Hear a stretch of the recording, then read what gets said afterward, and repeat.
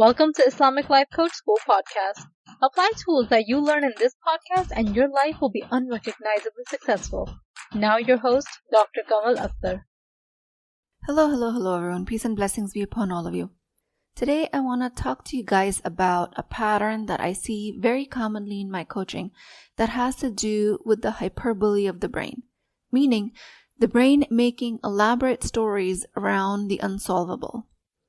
Our default brain likes to present problems in an unsolvable way, which makes no sense if you think about it, because neuroscience also says, and I also tell you guys, that it's the brain's primary job to solve problems and to make meaning. But the distinction I'm trying to make here is that the nafsi self, the primal default self, is different than the higher primordial self.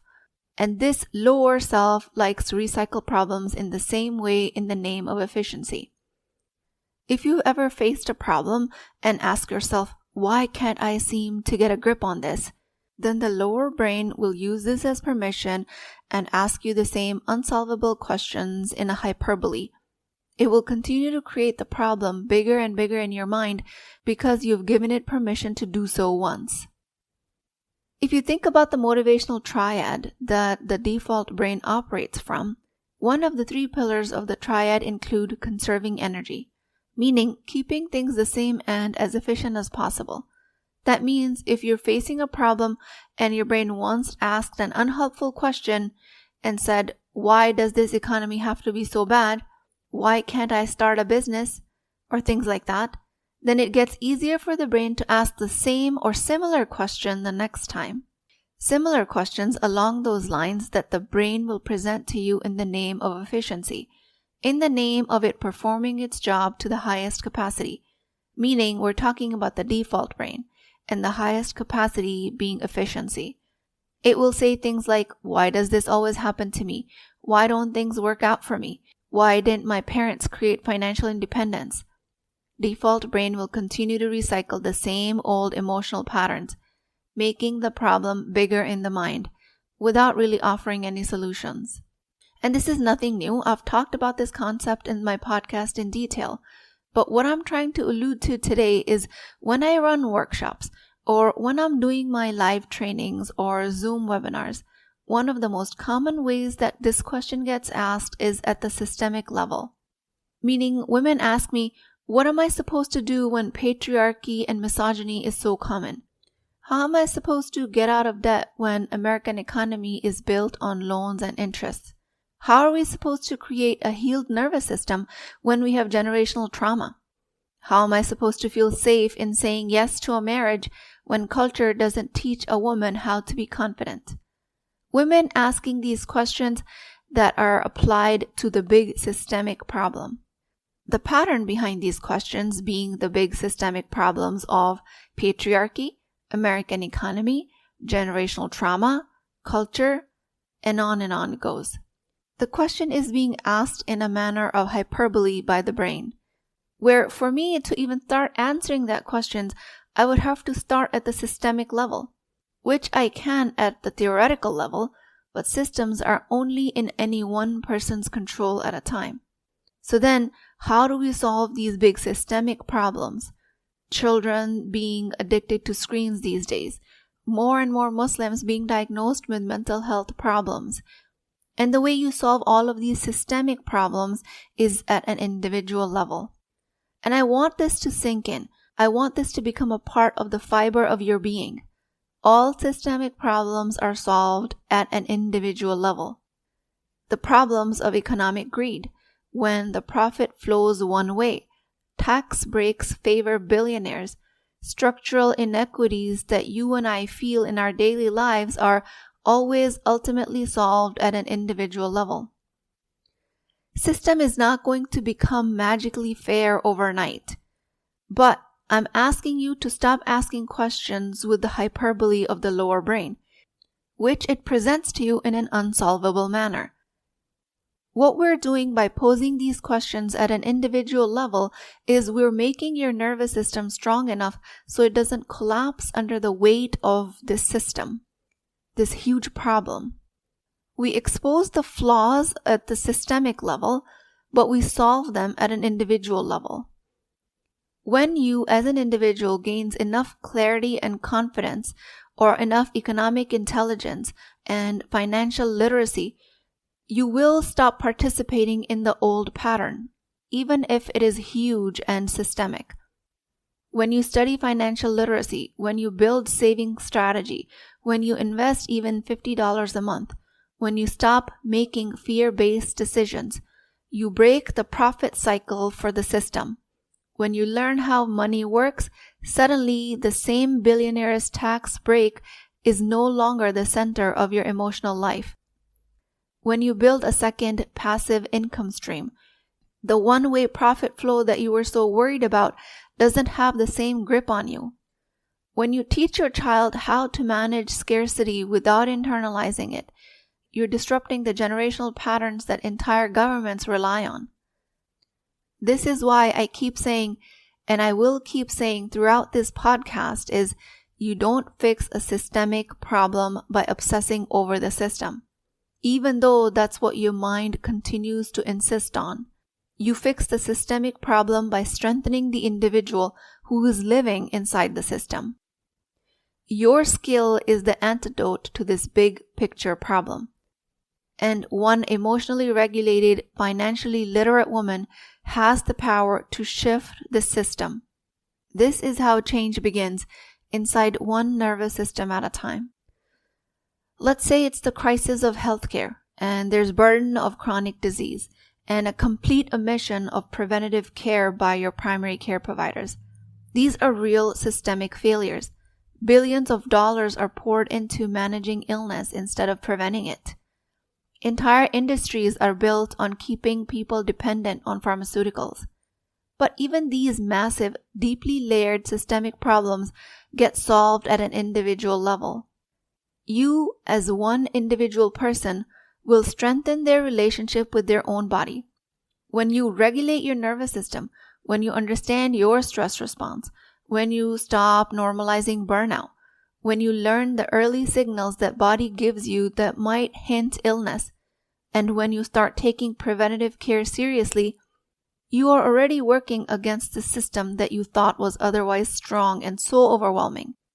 This way, after identifying the systemic problem, you're going to come out of complaining about it. Chronic disease thrives in dysregulated bodies. Illness accelerates when stress becomes a personality. So the more you reconnect with your own physiology, the more you sleep well, eat well, rest well, the more you're going to think well, and the more your body is going to respond well. And by extension, this way you're participating less and less in the system that benefits off of your illness.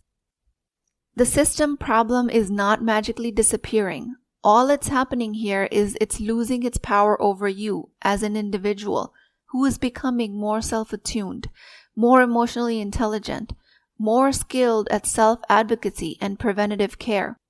The system is no longer able to rely on your ignorance to sustain itself. This is what I mean when I say solution begins inside one individual mind and body. If you want to solve the problem of systemic racism, you might find yourself saying things like, why are people like this? Why is the society so hateful?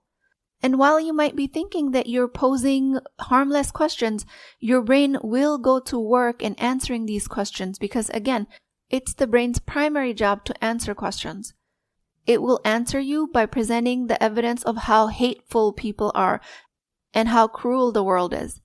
But these questions and their answers will not move you forward. They will not help you come out of systemic racism. This will only reinforce your helplessness as a minority. But when you shift to your individual capacity, you ask questions in a powerful way. Things like, how do I keep my dignity in the system? What response aligns with who I want to be? What boundaries will keep me safe? The way you answer these questions at an individual level, you access solutions that will change your day-to-day experience, and they will put you on a path to success with the same minority identity that you've always carried. You are not fixing racism itself. You're fixing its impact on your mind, on your heart, on your nervous system. And when enough individuals strengthen themselves at this level, racism will have no place to go. Racist systems only change with one emotionally empowered human being at a time. If you're worried that you're not going to be able to find a righteous spouse because of narcissism and how it feels like a systemic problem nowadays among Muslim men, then the way to come out of this fear is not asking bigger and impossible questions about the system. It's by asking higher quality questions about your individual power. The lower brain is going to continue to love asking dramatic, unhelpful questions. Why are Muslim men like this? Why is the marriage market so broken? Why do women always have to suffer? Why can't men just be emotionally mature? These questions will only highlight more and more of the systemic, unsolvable problem that recycle fear. They will not move your life forward. Higher quality questions will put you back in the power. And these are questions like, what signs do I need to look for that indicate emotional safety in someone else? What qualities matter most to me in the life I want to build? What are my non-negotiable red flags? How do I strengthen my own emotional boundaries so I can stop normalizing unhealthy behavior? These questions give you answers that you can actually use today because they apply to you at an individual level. And maybe one of the answers to these questions is the 2-part podcast series that I did on narcissism. I literally give you the red flags, the green flags, the emotional patterns, and the self-protection tools. That's how systemic fears become solvable at an individual level. The same pattern applies if you're worried about the cultural problem of sexism, where majority of people, including women, consider women as inferior. The lower brain immediately jumps to questions that will make you feel tiny in front of a giant system. Why is my culture so backwards? Why do women have to suffer for generations? Empowering questions will look completely different, which will be, how do I set boundaries in a way that honors my deen and my dignity?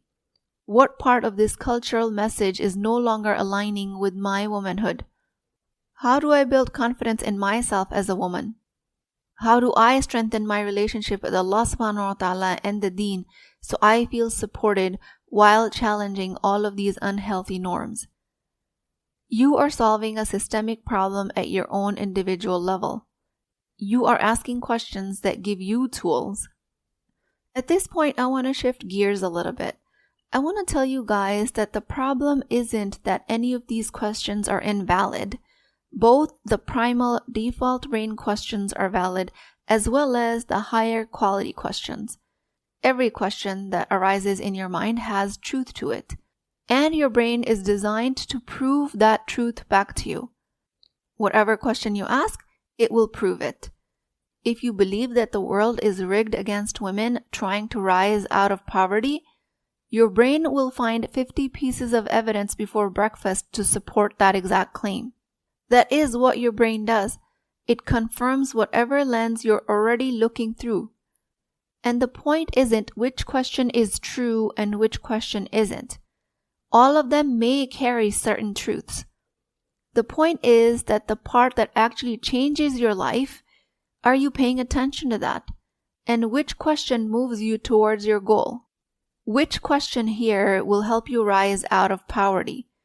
Which question here will help you raise righteous children? Which question will help you stay emotionally intelligent and connected to Allah subhanahu wa ta'ala? The difference between the nafsi self, which recycles the same dramatic questions in the name of efficiency, and the primordial self, that is the ruh, that is directly from Allah subhanahu wa ta'ala, which asks questions that build your capacity and guide you towards solutions. Your choice lies between these two, not between asking a more true question than any other. You're choosing between a question that keeps you stuck and a question that moves you forward, not a question that is a lie versus a truth. Every expansive, overwhelming problem that your brain presents about the systemic problem is solved at an individual level. If your brain continues to present to you that the problem is big, then you will have no option but to come up with a big solution. Even people who operate at a higher, more influential level in a society, like the CEOs, politicians, principals, community leaders, business owners, if you're operating at that level, you're still solving individual problems. You're not solving the system. You are just solving the problem that is currently in front of you. You're solving the problem that is within your system. It might look like to an outsider that you're solving huge systemic issues because your scope of influence might be bigger than anyone else. Your decisions will affect more people in these powerful positions, just like your mistakes will affect more people, and your wins will affect more people. But the mechanics of how you are solving systemic problems is only at your individual level. You solve the individual issue that is right in front of you inside your immediate circle of control, inside your own capacity, inside the domain that you've been entrusted with and you've taken upon yourself. As a CEO, you don't solve the economy. You solve the question, how do I keep my company as profitable as possible this quarter? As a school principal, you don't solve the education crisis. You solve the question, how do I support teachers in this building so we can promote student learning? As a politician, you don't fix the entire nation. You make one decision at a time based on the information that you have in front of you, within your role. Even the Prophet ﷺ, who carried the greatest leadership role in history, changed the world through each individual problem, having conversations, individual corrections, personal acts of guidance. And if you're a leader in your industry, a physician, a coach, a school board member, an entrepreneur, and your brain still gets stuck because you're trying to solve a systemic problem through unhelpful, dramatic questions, just come to this awareness that you might be asking questions in a way that collapse your capacity instead of expanding it. Just gently remind yourself that the system is always solved through one regulated human being at a time, through one empowered decision at a time.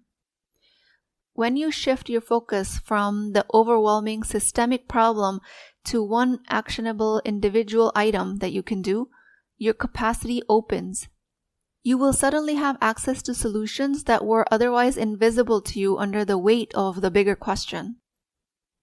So when my brain asks an enormous question like, how do I fix the mental health crisis in our community? Or how do I stop the burnout culture that everyone seems to be trapped in? Or how do I protect my children when the entire digital world feels unsafe? My default brain, just like any other, functions very well at bringing up the systemic issues. It tries to convince me that the problem is too big, the world is too messy, and my role as an individual is too small. But my highest self knows I only need an individual solution. I only need to ask one right question about my life. I only need to address what supports my mental health today. How can I make a change in one woman's life? What do I need to do to pull myself out of burnout? What loving boundaries do I need to create to protect my children from the harms of the internet? You also only need to make your standards clear. You need to choose how you will lead your home, your day, your society. Your entire contribution to the system comes from how you show up at the micro level of your own decisions. And there is nothing more powerful than that, not even the systems. Shame-based religious education is a cultural and systemic problem. Expectations of overworking in the corporate and the healthcare world is a systemic problem. Lack of minority representation in leadership positions is a systemic problem. Scarcity of resources available for mothers towards childcare, multi-generational enmeshment, wage gap and underpayment of women, screen addiction and overstimulation due to digital media, stigmatization around therapy, inflation that's outpacing the income. These are all systemic problems, and your brain is going to want to focus on the hyperbole of these big, overwhelming issues. it will keep presenting them to you in a way that feels unsolvable. Your responsibility after listening to this podcast is just to be curious about where your influence lies. Be curious about what you can do from inside these systems that help you today. When you make the problem manageable at an individual level, your power will come into focus. The power that you've always had. And this power is exerted through your thoughts. Your thoughts are in your control. They shape your emotions. Your emotions drive your actions. Your actions create your life. So by extension, every systemic problem that you're worried about is solved the same way. One thought at a time. One boundary at a time. One decision at a time. That is how you not only rise inside a flawed system, you fix it. That is how the system eventually changes. Through your courage as an individual who stop being weighed down by the weight of the unsolvable systemic problem. And I'm not even saying that you have to take responsibility of fixing anything. I'm not saying you have to become the spokesperson for the economic reform of the entire generation or the savior of the marriage crisis. I'm not even suggesting that you even make changes. I'm simply showing you the mechanism of change in case you do identify a problem that affects your life and that you want to influence. If you feel a pull and an inclination towards something that you want to change, I'm just showing you how that change actually happens. Because when you understand this mechanism, you're going to stop waiting for the system to change. You're going to stop waiting for the economy to get better. You will create success in this very economy. You will stop waiting for the healthcare system to prioritize prevention, for your community to suddenly become more open to topics around mental health. You will stop waiting for the world to shift before you allow yourself to shift. If something matters to you, if something touches your life, limits you, frustrates you, hurts you, your path forward will begin inside your own mind. Your thoughts that create your emotional capacity that will shape your actions that solve the problem. The reason I'm teaching you this is because when you understand that change starts with one thought, you will stop feeling powerless immediately. And you will immediately feel better about where your influence lies. All of this not because you're aiming to fix the system, or maybe you are. But my point is the system will invariably change because you're no longer letting the system determine your possibility. With that, I pray to Allah subhanahu wa ta'ala, O Allah, guide my mind towards the thoughts that strengthen me. Show me the next step that are within my control and protect me from feeling overwhelmed by the problems of the world. Ya Allah, anchor me in the small actions that you have placed within my capacity and grant me steadiness towards them. Grant me through my thoughts one powerful solution at a time. Ameen Ya Rabbul Alameen. Please keep me in your du'as. I will talk to you guys next time.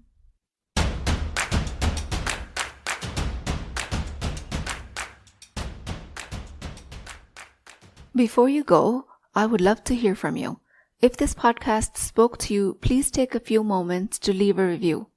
Your words will help reach other Muslim women find this message. And think of it as a small act of sadaqah jariyah, a continuous charity, because your review could be the reason another sister finds healing. And plus, I read every single one of your reviews. They truly mean a world to me. Please take a few seconds to rate and review on the podcast platform of your choice. Inshallah, I will talk to you in the next episode.